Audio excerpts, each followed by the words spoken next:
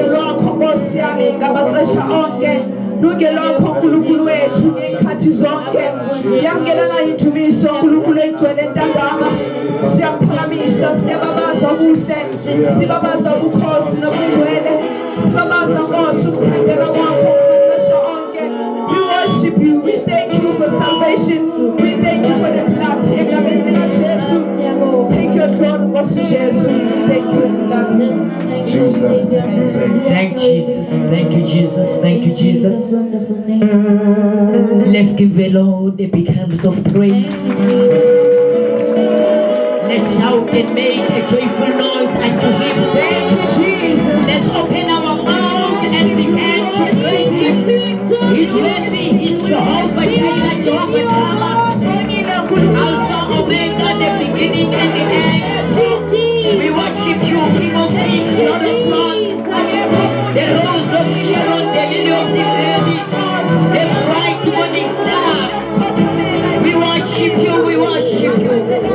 We praise you, we lift up your name on high. Thank you, Jesus. In Jesus' name. Izandla sihlale phansi egameni likaJesu. Siyambonga kakhulu uNkulunkulu. Hallelujah. Siyambonga kakhulu uNkulunkulu. Amen. I'll be very short. Hallelujah. I'll be very short. Ngisenkonzweni yakusasa Monday emthandazweni. Ngiyalibingelela lonke ibandla egameni lika Kristu Jesu. Amen. Sibingelela bonke abakhona abasizwayo abasilalela abasibhekile abasibukile ekhaya egameni lika Kristu Jesu Inkosi yethu. Hallelujah. Hallelujah. Siyamphakamisha kakhulu uNkulunkulu muhle ngendlela emangalisayo asimbonanga onjengaye. Uyinkosi ekseni, uyinkosi emini, uyinkosi entambama. He remains the same today, tomorrow and forevermore. He never changed. He never leave us nor forsake us. He's God, He's able, He's above. He's the King of Kings, the Lord of Lords. We worship Him. Honor and glory belongs unto Him. Riyamulebuka, riyamuphakamisa. Siyambonga kakhulu ngendlela emangalisayo egameni lika Kristu Jesu.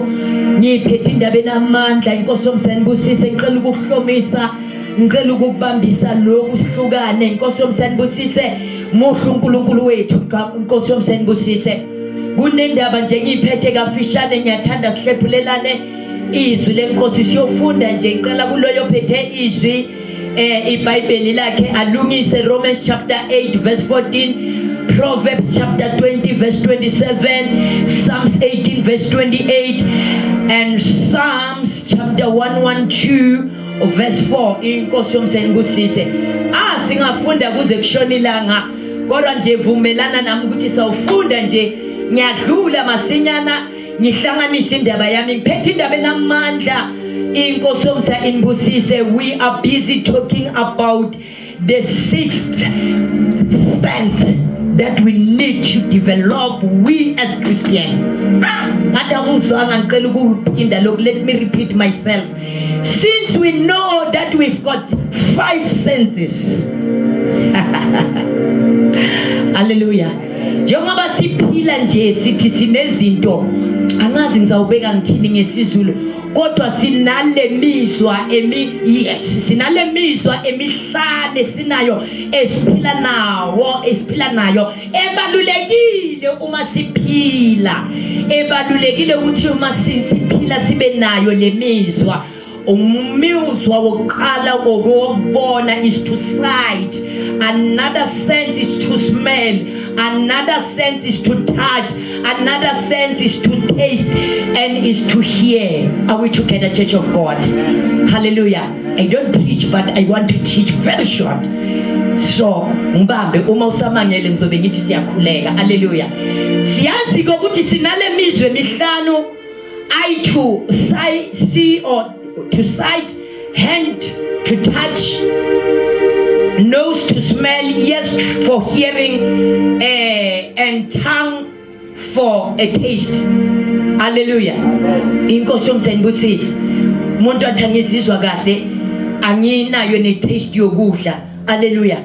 There are senses that is alive in he or in her or in his body. Hallelujah. Kunezinto kunemizwa ngicela ukunibona bazalwane ngicela ukunibona ngoba ngizobe sengiqedile ngithandaza. Kunemizwa kunezinto azizwayo uyazidinga lezo zinto uma unganazo uphili kahle. Hallelujah. Uma ungangithinta nje ngithi angizwa ngithi mina ngizwa yazi ungithinte mama ngibhekele ngiyacabanga ukuthi uzokhathazeka uzolimala ngiyacabanga ukuthi uzozibuza ukuthi lo muntu inhloko yakhe iphile kahle na. Inkosi yomsanibusise ngoba I supposed to have this sense which is a touch. Uma ngithinta immediately ngifanele ngiresponde ngithi who's dead. Inkosi yomsanibusise masinya nje uma ngabe kunento engahambi kahle la endlini kunegunda lelifile I have to smell. Ngifanele ngisenze ukuthi no kuzawufanele siphakamise amatafula sibheke sihlole kunento ngathi engahambi kahle ngizwe iphunga elingasimnandi. Inkosi yomsanibusise uma kunebhodo elishayo masinyana I have to smell. Inkosi yomsanibusise ngifanele ngisheshe ngisenze. Inkosi yomsanibusise ukuthi kuyasha uyasho umshibo inkosi yomsenibusise izinto esizidingayo those are senses that we need we as people uma siphila singabantu we need those senses inkosi yomsenibusise a sense for hearing ngifanele ngizwe uma umbiza inkosi yomsenibusise inkosi yomse inenze kahle haleluya bakhona bazalwane haleluya haleluya a sense for sight ngifanele ngibheke uma masinyana nje kuba khona into edlulayo uma ngoba lelihlo liyabona uzolibona lisizeka masinyana liyavala liyakwazi ukuyivikela inkosi yomsenibusise liyakwazi ukuyivikela ngoba lisheshela senza ukuthi kunento ezongiphandla masinyana bese liyazivikela liqwayize bakhona bangizwayo namhlanje kodwa namhlanje lithi izwi lenkosi Romans chapter 8 verse 14 uma kunento esidingayo esalele I'm talking about a sixth sense that we need to develop it in our lives, in our Christian lives. We need this sixth sense. Kunalo muzwa omunye sudingayo umuzwa engeke sikwazi ukuthi siphile singanawo esudinga kakhulu njengebandla ngiyocela nje siyofunda indaba yami lapho Romans chapter 8 verse 14 inkosi yomsa inbusise inkosi yomsa inenze kahle sifundele Romans 8:14 For all who are led by the Spirit of God are sons of God. Yes.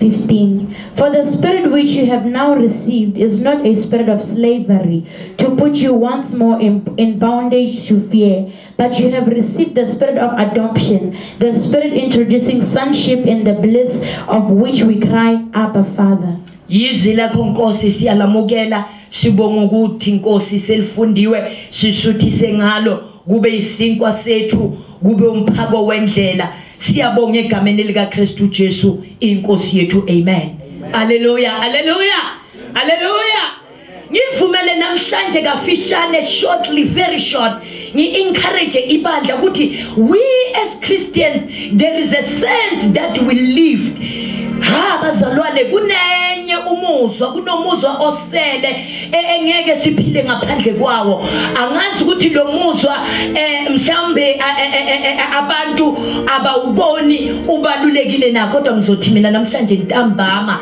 ubalulekile especially in such time like this. Can I see your hands?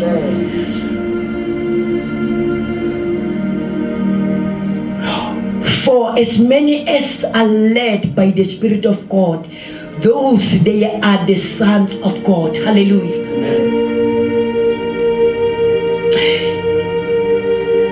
The sixth sense, it is the Spirit of God. Akitsebe gore ka sepedi kareng of ngesizo. Ngifuna ukuveza le enye isense yesithupha ukuthi baluleke kangakanani ngeke sihambe ngaphandle kwayo ngalendlela lezi ezinye zibalulekile eyokuthinta eyokubheka eyokuhogela eyokuzwa kangakanani umuntu kamoya anganayo kangakanani singaphile enyameni kuphela siphila kumoya siyoba ngamadodana namadodakazi kanjani kaNkulunkulu uma singanayo le sense siyoxhumana kanjani namazulu uma singanayo le sense uma sidinga uJehova isignal yasekhaya my God uma kwazi afuna ukukhuluma nathi uma afuna ukukhumana nathi there will be a kind of a sense which is the Holy Spirit yila soxhumana khona nathi yila azosithinta athi khuleka ungasabuza ukuthi ukhulekelani yila sothi vula khona izwi lenkosi ungasabuza ukuthi uvulelani yila sothi nikela uthi inkosi nginikela kanjani ngoba naloke enginako kokugcina athi uNkulunkulu give me first ngoba ngiyazi ukuthi uma wenze kanje ngiyazi ukuthi usweleni ngiyazi nokuthi ngiyovala ngani la uswele khona la ukhiphe khona. That is the sense that we need, we as Christians, especially nowadays.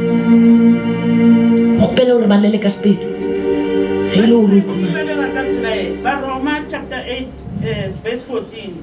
Hubani halaka la fiwa moya wa buhlanka.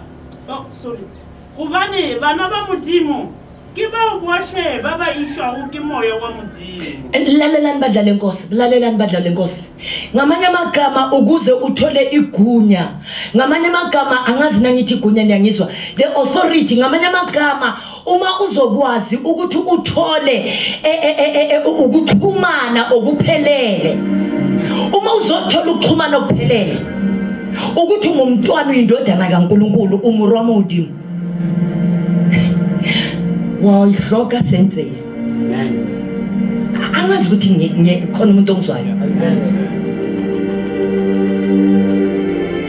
ukuze sizoqiniseka ukuthi wena ungasekhaya ukuze sizoqiniseka ukuthi wena ungumntwana kaNkuluNkulu phakathi kwami nawe kufanele kube khona okunye ukuxhumana okuthize engingakwazi engeke ngikwazi ukuthi ngike-explain but abantu bakamoya bazongizwa kunendlela thize lalelani bazolwane kunendlela thize efanele isixhumanise kunomuntu wangaphakathi the inner person efanele sikwazi ukuxhumana mina nawe sazane inganoba ngingakwazi ukuphuma KZN inganoba ngingakwazi ukuphuma eLimpopo but the inner person that is inside of me must connect with the inner person that is inside of you which is the spirit of the living God fanele kube khona ukuhlika then ngisho ukuthi umwana Modimo ke go kwile ka mgo arabile ngizile ngiyakubona ngendlela ngiyakuzwa basona kunenyinto engaphakathi angazi siyayazi na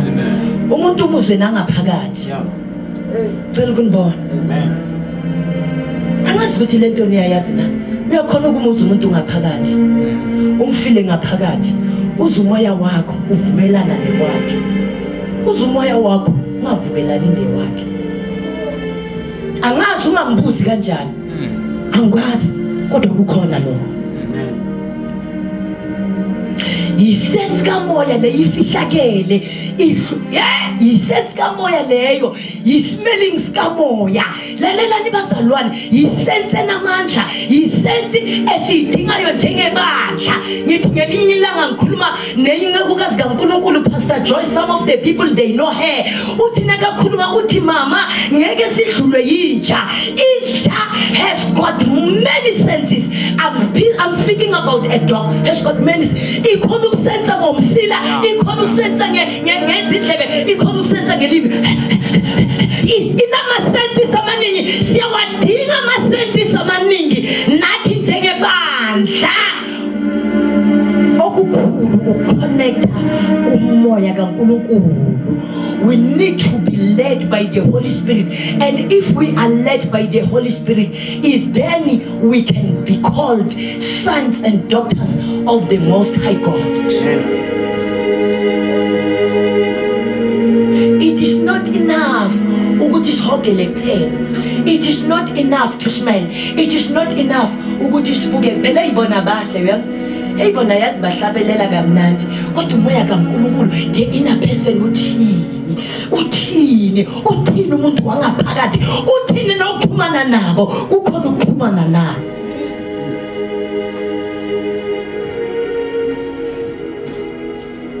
ingakho abantu bahamba bakhonza nala ngakafanele ngoba babone kuphela ngamehlo they just have a look side they were beautiful they are so beautiful they look nice they drove beautiful cars but they said yes babonile isense right ibonile ibhekile ibukile inhle siyayibonga iwenzile umsebenzi wayo siyavuma mhlawumbe uke waya wabathinta wabathasha ayiyazi babingelela kamnandi uthi ngelinye ilanga omunye umfundisi athi I have recognized something in your ministry ngithi King Muruti our chairperson at Mamelodi Far East Pastors Forum athi when you greet people you've got your own style ngithi athi yes I have realized that anishayi kayi-one nishaya kanje nishaye kanje ningizwanga ngicela ukunibona omunye uyofuna ukuyipractice we don't touch we don't hug we don't embrace don't forget social distance hallelujah but we've got our own style kunendlela nje hallelujah okwaqaphela ngicela ukunibona asithi ha sidlule kunendlela thize nje sithi angizwanga wena ngicela kunibona haleluya arahabulela muruti arliba naba hao kara muruti ba dubedi sitse kae ari ke abatsiba bana ba hao ke ile mogile ntwe wa itsiba muruti mo ari can I see your hands kuhle lokho you were touching them mhlambe babingelela kahle but I will say it's not enough gore ba dumedisa ga botse is not enough lalela essence ya ka moya ithini these people are the Christians, are the really Christians. You can fellowship with them, you can go with them. Because you cannot work together with two people cannot work together without an agreement. Because sipidishani tsila yeuti basa kwani basa fanele ngisenze ngizwe. Then you will be called a son of God. Ngicela sifunde. Ribalele Romans mama ribalele ifetse gabotse.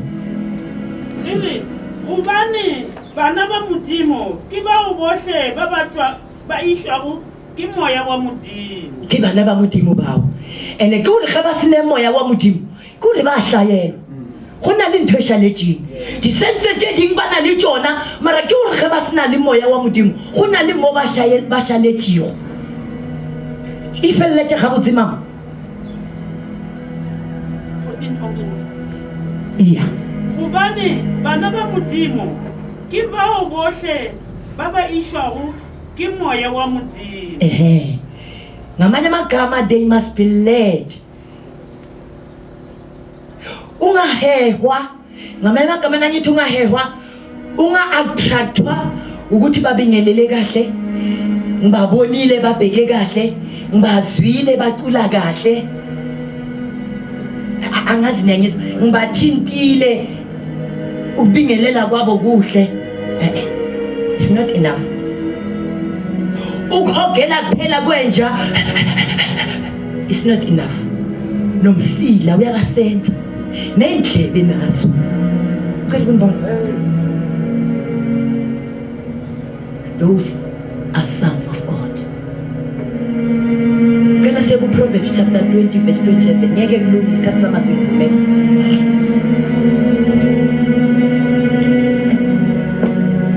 Proverbs chapter 20 verse 27.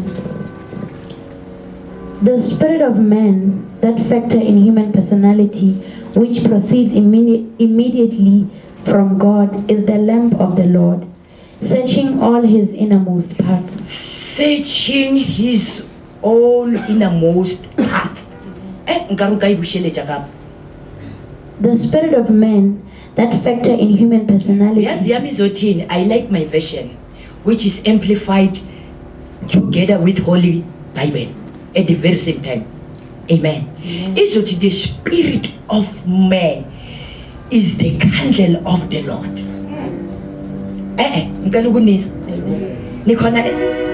Hallelujah. Hallelujah.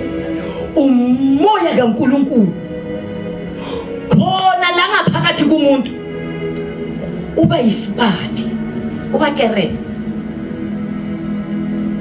Ngamanye amagama uma ngina le sense yona ibonakala ngathi is just a spirit.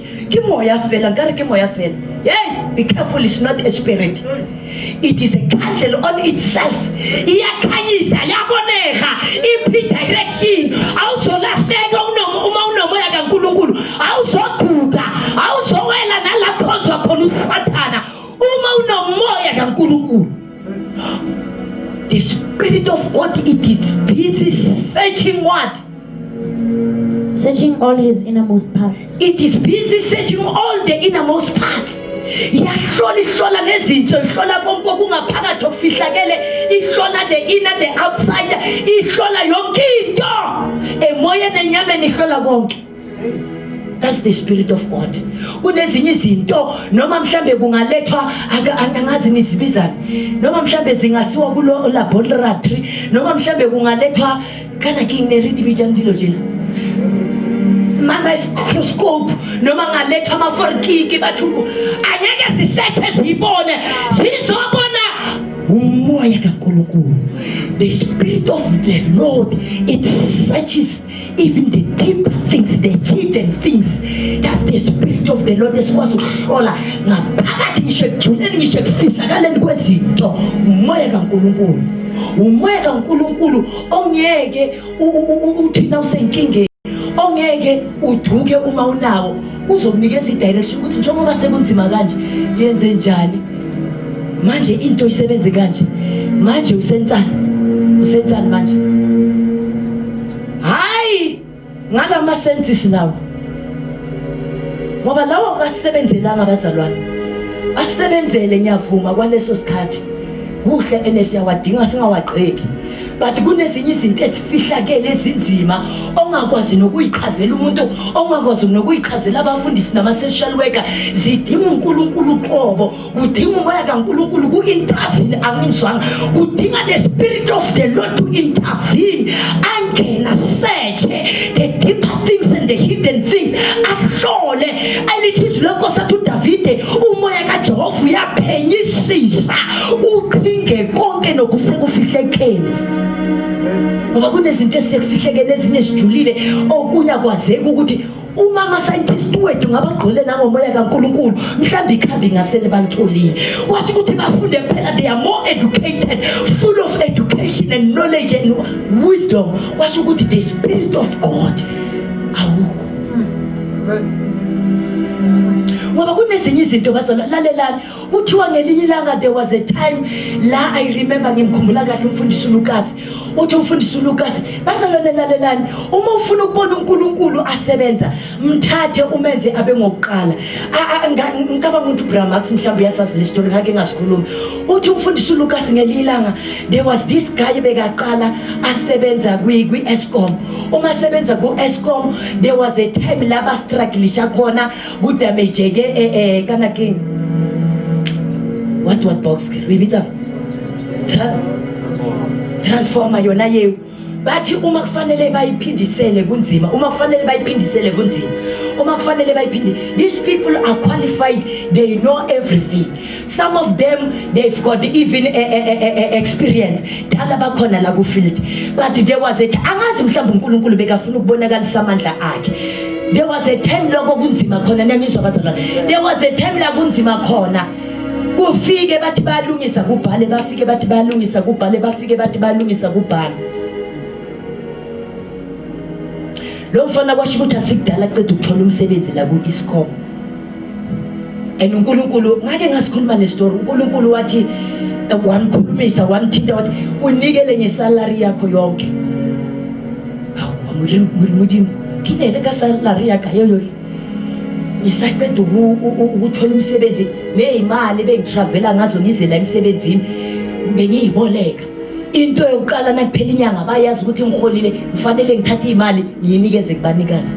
Wathi uNkulunkulu, you need to offer with all your salary, your first fruits, wanikela ngayo yonke. Uthi bekunzima, uthi wabuza umfundisi uLukas wathi ngenze njani ngoRuthi. Ngiyaqabanga ukuthi mhlambe nasenkosini wayemncane, ngoba izinto ezinje asadinga ubuza abantu, ngoba usengabuza umuntu ongakakhule enkosini akunikeze wrong direction. But thank God brother Lucas, he was my lecturer. Ngiyangizwa bazalwane, one of my lecturer at Bible school, you know them, you know him. He came twice here. Amen. Uthi umfundisi uLukas uthi nakakhuluma, hey, uthi ngathi no, go for it. uNkulunkulu ukhulumile. Don't ever doubt. Qhubeka. Uthi yabahlupha ngali transformer yabahlupha. Here comes a man. Akanayo even the experience efika kuphi ngoba umafika izolo lo sanuka. Luka nje ufika izolo. Asamfikisa la. But because bekane wisdom. Theory, wisdom. Leading by the full of the Holy Spirit, leading, guiding by this sense, which is the sixth sense, full of power, full of knowledge, leading by the Holy Ghost. Wafika nje wathinta they were so shocked, they were so amazed in such extent they didn't deny to give him a promotion at the very same time. Yadablishi salary yakhe kanti yileya uzwanga kwasho ukuthi awukhula ngenkosi na umbambi wena umbamba masinyawo i-promotion nengizwa bazalana ngoba bese kungaphezulu kwemfundo bese interview umoya kaNkulunkulu.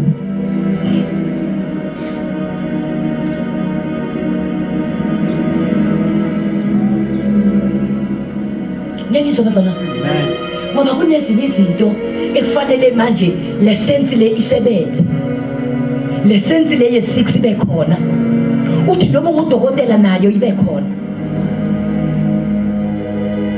Benganiphe enye testimony, unfortunately ngabe besenkonzweni nabo mama la ngabona udokotela ukuthi akusese knowledge yakhe la sebenza, this person he's a Christian, sebenza manje ne-knowledge yokuthi manje he's full of Holy Spirit, full of wisdom, unomoya kaNkulunkulu, uhlakanipha hayi kwebhuku okuvela ekhaya wa-interview nakhona.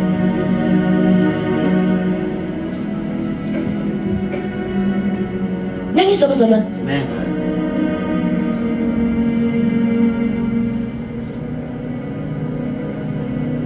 Oh my God, I like this verse. Ngicela ukukhuleka. Sesenawo maningi kakhulu. The spirit of man is the candle of the Lord. Ngamanye amagama uma uNkulunkulu akufuna, khalibone lelibonegile, ukhona ukubona, likhona ukushishana, likhona ubonana kabila man. Ey.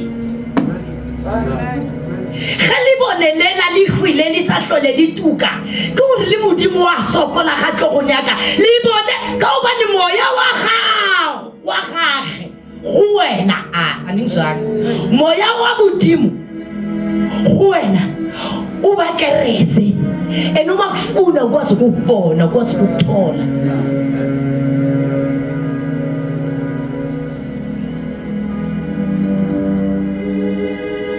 Not only does God light our way, but we become the candle that lights the way for others.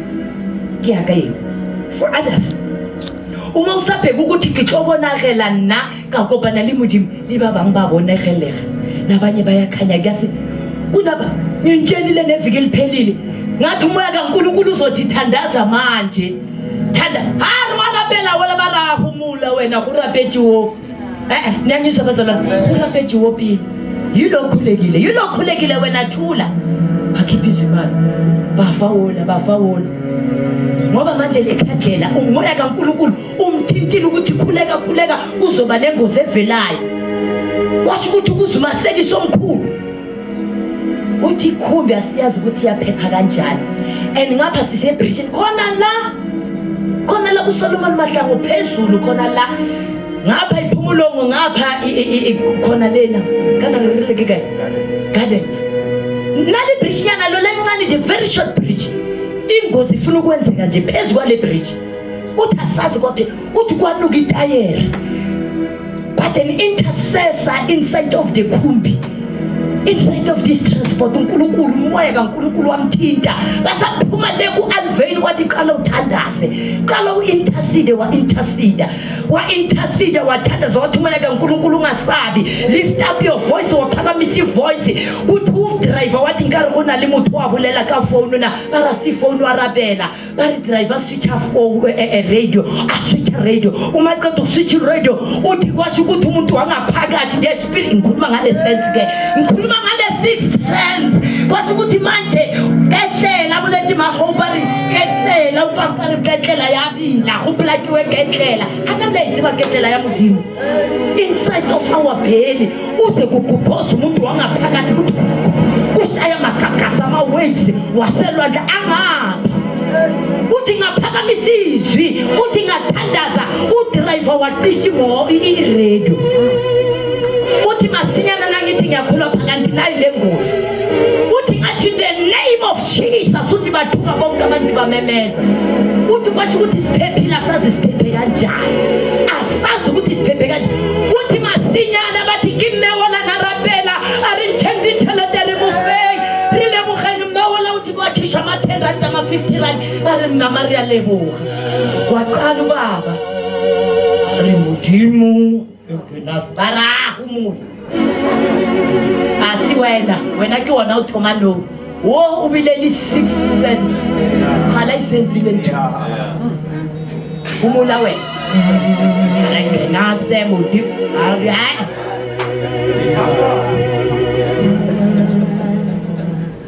Can I see your hands? Can I see your hands? Psalms 18 verse 28. Let me finish my story. Hallelujah.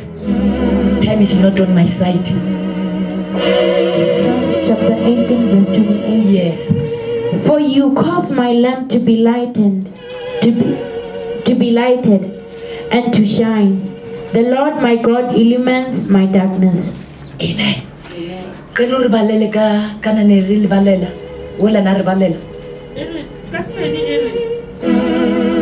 Ki wena utukisha ulibonelaka. Ki wena utukisha ulibonelaka. Lalelani bazalwane. Lalelani bazalwane. Ngicela ukuthi indaba yami ijulile ngenasikhathi. Ki wena Modimo utukisha ulibonelaka. Ngamanye amagama noma lingaba khona lebona mara nabo ngekho umuntu olitukishayo akusiza. The reason why we are here silabazalwane ukuthi yena xotukisha just to enlighten.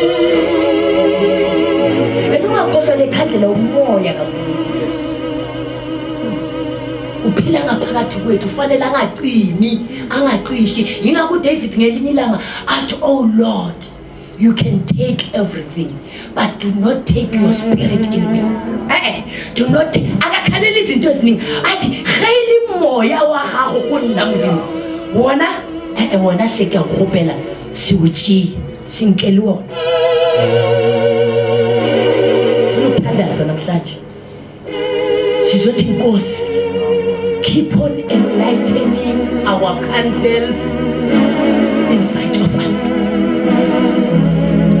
Malisingaqishi isibale sami athi umhlabeleli kudala sikhule Sunday school niphena amafutha ukuze isibani sami sihlale sivutha. Give me oil in my lamp and so that it will keep on burning. That's why we are here. Sizovuselelwa sizokokhela sokhela leyibani ukuthi ihlale ivutha singaqishi akusukuthi asinayo imisebenzi sinemsebenzi eminingi kodwa ngenxa yokuthi lesibane kwasho ukuthi uJehova lesibane ufuna ukusibona sikhanya uma singakhanya kakwazi ngamanye amagama siyamlahlekela ngazi ukuthi ukhona ongizwayo na ngamanye amagama fanele sihlale sikhanye enesimqela phila khanyise lesibane singumoya kaNkulunkulu uqobo kahle bekuzoshintsha ngithi it is God himself ngoba ungakhohlwa yena uqobo he is the light of this world.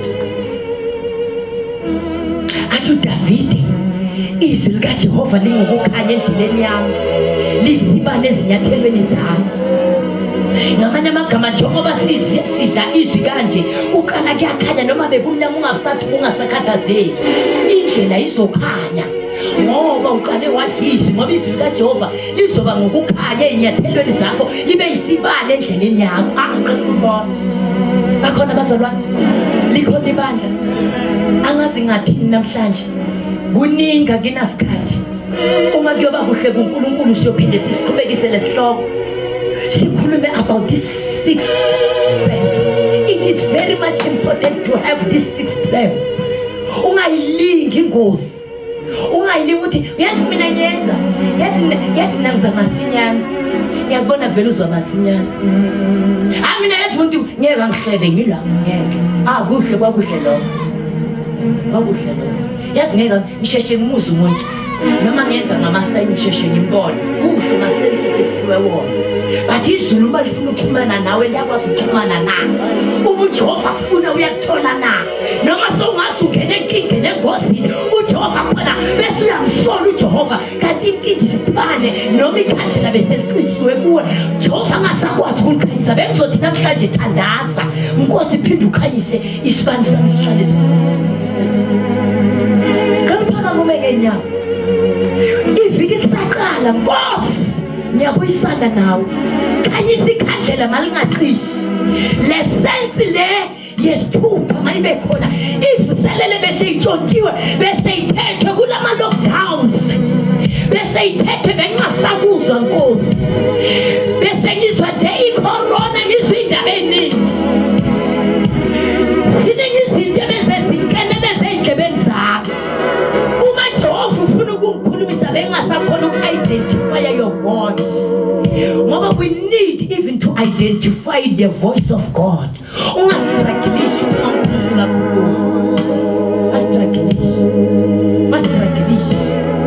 mastraglishi ene kulento kufanele uzwe yena kulento lesi kufanele uzwe yena ngoba sihlangana sabonana wojwayela ukuzwa amaprofeti kwasho ukuthi abaprofeti abekho kwasho ukuthi noma bakhona imilomo yabo ivaliwe so isikhathi sokuthi inkosi ivuthisa ikhandlela Nkosi sibani sami masihlale sivutha kerese libone laka tswela pele o le tuka le sekebela tima ga o nyaka o nkgwetse modimo ga o bolela ke kgone go ukwa ka pelanyana thusa nna modimo endlela abantwana bakaNkulunkulu bathanda iprofesi ngakho ayikho the prophecy is the word of God is to connect with the Holy Spirit with your God khuluma naye akwambulele ukuthi uma khuluma athi ku Jeremiah chapter 3 verse 3 athi manje ngifuna ngeenhliziyo zonke iphelele zomfumana isikhathi sokumfuna lesi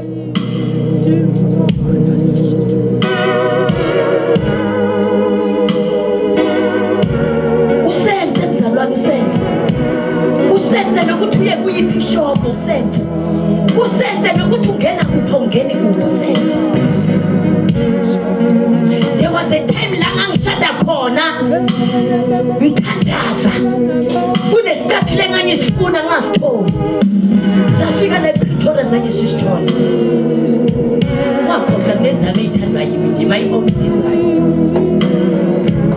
ngasifuna ngasitholi esasikuba yini ngoba ithupise enhle yayiseyikhona kwakubizwa ukuthi kufanele kumele sasifuna samasitholi sasifuna eJoburg samasitholi early in the morning fanele sasifuna eGrobi Marble Hall samasitholi wathi uNkulunkulu ekuseni moya kaNkulunkulu wasilida wathi how about this day niye endaweni yaseWitbank safika ekuseni aningizwa le ekuseni wathi wazifakwa manje sasithola sathi singena ngiyakhumbula kahle sasinomama wami umama phela sasho sonke saphikisana sathi yiso naye wathi esakho lesi sathi wagijima loya wathi ini sathi isikhathi lot sifika manje ekuseni azange siboshe isikhathi sathi sonke sathi yiso amehlo ethu azange abhekele nale azange sathi yiso lesi uyothenga impahla yomshado Jehova khona ukuthi ungena pho ungena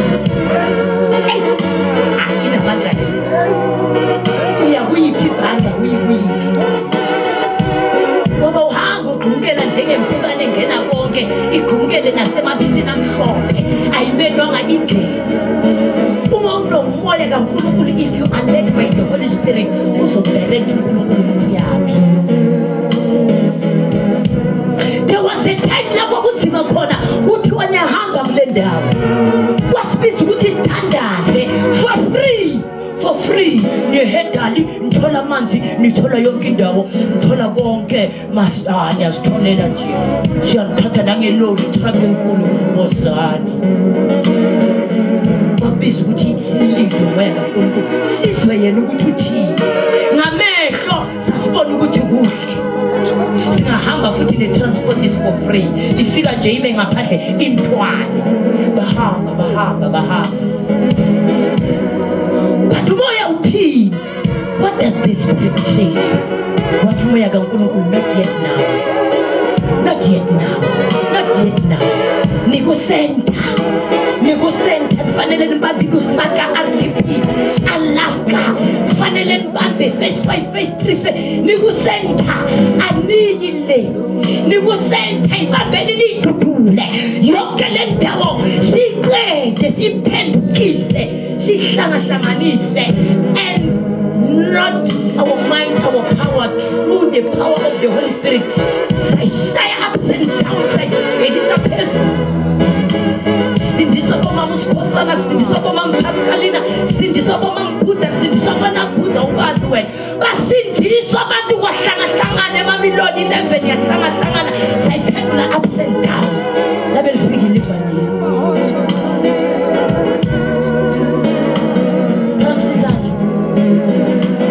Izinto ukuthi uhambe ngokubona ukuthi masahamba ngawungasazi ngasingekho la ngawungasazi wena ngawungasazi abangasagibela masinyana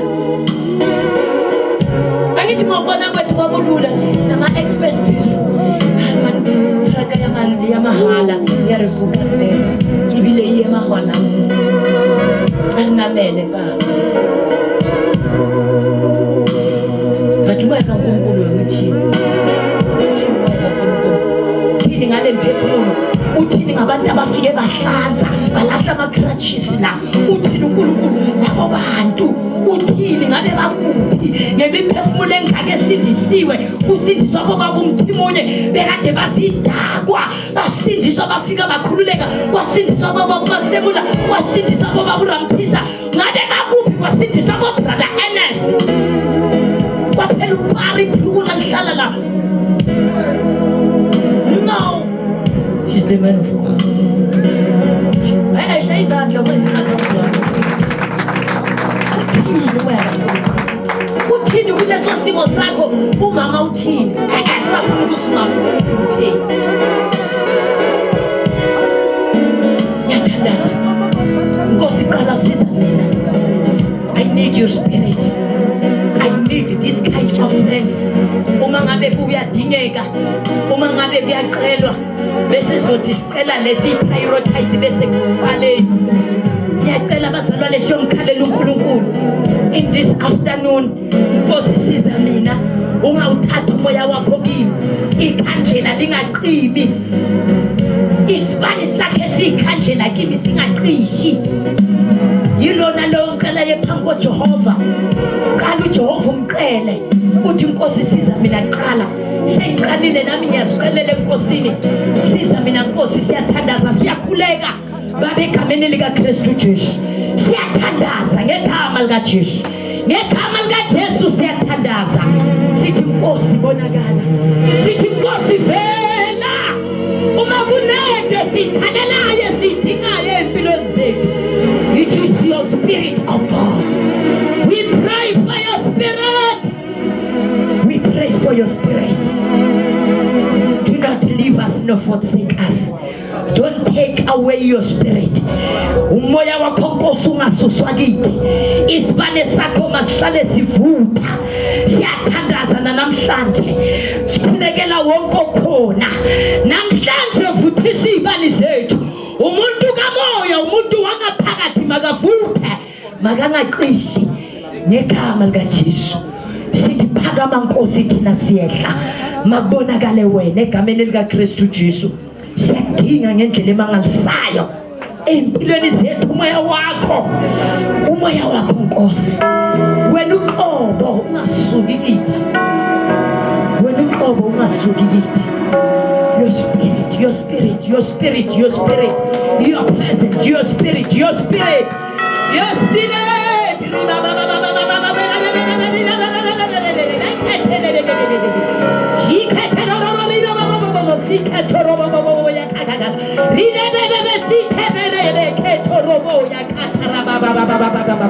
Your spirit, oh God, do not take it away.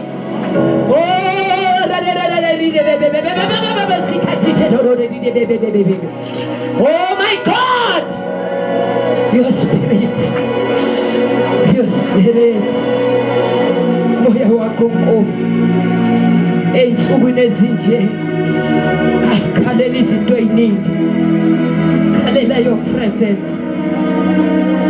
ukhona bakho kuhlala eduzane nawe ukuxhumana nawe imihla namalanga kuze singalahleki ukuze singaduki kuze singaduki ey'nsukwini zokugcina ey'nsukwini zokugcina Nkosi singalahlekelwa ngokhona ngokungekho sibheke sikhumbule bheka ngakithi remember us oh God do not take your spirit in us siyakhuleka Nkosi siyazicelela siyazifisa siyayithoba moya wakho Nkosi egameni likaJesu